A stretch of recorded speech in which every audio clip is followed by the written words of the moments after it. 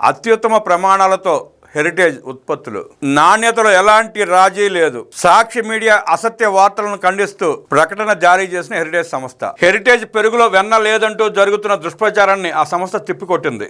హర్యానాలో ఉత్పత్తి చేసిన పెరుగులో వెన్న శాతం లేదంటూ సాక్షి మీడియాలో వచ్చిన కథనాన్ని ఖండిస్తూ ఆ సంస్థ ప్రకటన జారీ చేసింది.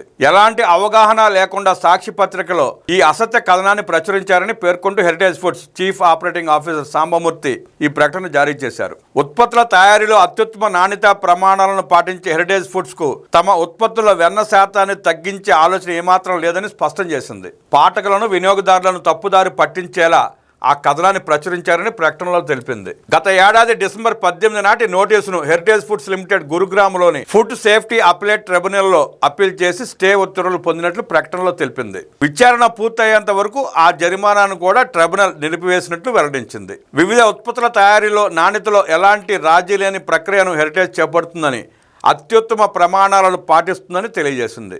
వాస్తవానికి నమూనా సేకరణలో సరైన విధానాలను పాటించలేదని, ఈ ప్రక్రియలో విధానపరమైన లోపాలు ఉన్నట్లు హెరిటేజ్ ఆక్షేపించింది. ఈ నమూనాలను సీల్ చేసిన ప్యాకింగ్ నుంచి తీసుకున్నారా లేక ఇతర నమూనాల నుంచి సేకరించారా అన్న అంశంపై ఎలాంటి స్పష్టత లేదని వెల్లడించింది. ల్యాబ్ నివేదిక ప్రకారం ఎస్ఎన్ఎఫ్ స్థాయి నిర్దేశించిన ప్రమాణాల కంటే ఎక్కువగానే ఉన్నట్టు తేలిందని, వెన్న శాతాన్ని తగ్గించి వాణిజ్యపరంగా లాభపడే ఉద్దేశం ఏమాత్రం లేదని ఆ సంస్థ తెలియజేసింది. హెరిటేజ్ ఉత్పత్తుల కారణంగా ప్రజారోగ్యానికి ఎలాంటి ప్రమాదమూ లేదని తేల్చి చెప్పింది. లక్షలాది మంది రైతులు, వేలాది మంది ఉద్యోగులు, ఫ్రాంచైజీలు, పంపిణీదారులు, ఏజెంట్ల అవిశ్రాంత కృషితో గడిచిన 33 ఏళ్లుగా అత్యధిక నాణ్యత ప్రమాణాలతో పాల ఉత్పత్తులకు కూడా హెరిటేజ్ బ్రాండ్ నిలిచి ఉందని తెలియజేసింది. దాదాపు 10,000 గ్రామాల్లోని గ్రామీణ ఆర్థిక వ్యవస్థతో పాటు పాడి పరిశ్రమపై ఆధారపడిన కుటుంబాలకు హెరిటేజ్ కార్యకలాపాలకు ఆసరాగా నిలుస్తున్నాయని ప్రకటనలో పేర్కొంది.